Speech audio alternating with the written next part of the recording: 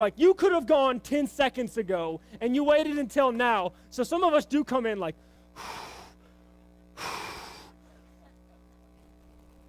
but instead of being thankful that we arrived safely, instead we complain about our drive to church. See, they don't complain about the sniper rally. They come here and they come to church and they're thankful that they weren't shot in the head on their way to church. See, but their motivation is Jesus. You say, well, those people they're desperate. Look, I can tell you this, that if you truly understood what was really possible when you got in the presence of the Almighty God, you'd realize how desperate you are too. It would hit you. That's what happens to people when you see that person and they're up here on the altar and you're like, why are they crying? What is wrong with them? Because they realize how helpless we really are as humans and how much we have to rely on God for every single thing in our lives, even as simple as the breath in our body. We have to rely on Him for the that was God. Every single time. It is God, it is God, and it is God. And it is not until you get to that point where you realize, you know what? I am desperate. I realize that even though I have this and I have that, there is so much more. And that drives us to gather, to get in the presence of God. So we come to church with Christ at the center of our relationships with each other. And we experience the real presence of God. And it absolutely breaks us down to nothing, to where He completely takes over. And then next week someone says, there's something different about you.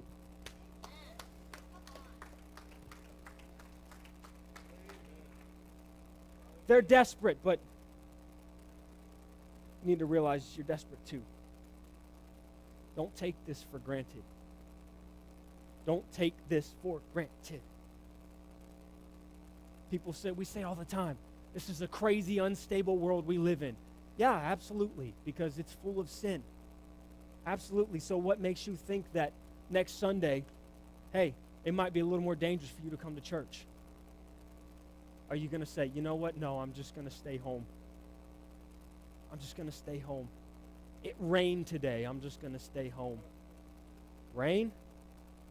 Damascus, Syria would love some rain right now. Only thing that's been raining there is bullets and bombs. That's just real, church. That's just real. You can look that up on the internet. Don't take this for granted, church. Do not take this for granted, number 2. Number 3.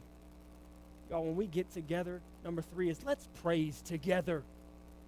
Let's praise together. I'll turn around and I'll look, and I'm not judging anyone, but I'll look and turn around, and there'll be a person here, a person there, a person here, a person there that's actively, openly praising God. You say, well, I'm praising Him in my mind. No, He gave you a mouth. He said in Psalms 34, this is what the psalmist said. He said, I will bless the Lord at all times. His praise will what? Continually be in my mouth. I got a message about that. I can preach it not next week. I won't be here next week. But the next time I preach, I can preach that if you want to know about using your mouth to praise. You see, we know the word here. We feel it here. What's in the middle? Your mouth. That's what connects it. That's what connects these two, is when you open your mouth. That is the bridge from your head to your heart. So many of us, we got it one way or the other. I'm all heart. Well, if you don't know the words, you're probably going to look like a fool sometimes. Just point blank. You have to study the word. You have to. I don't know what to do in this situation, Pastor so-and-so. Well, have you read John 3? Have you read John 1?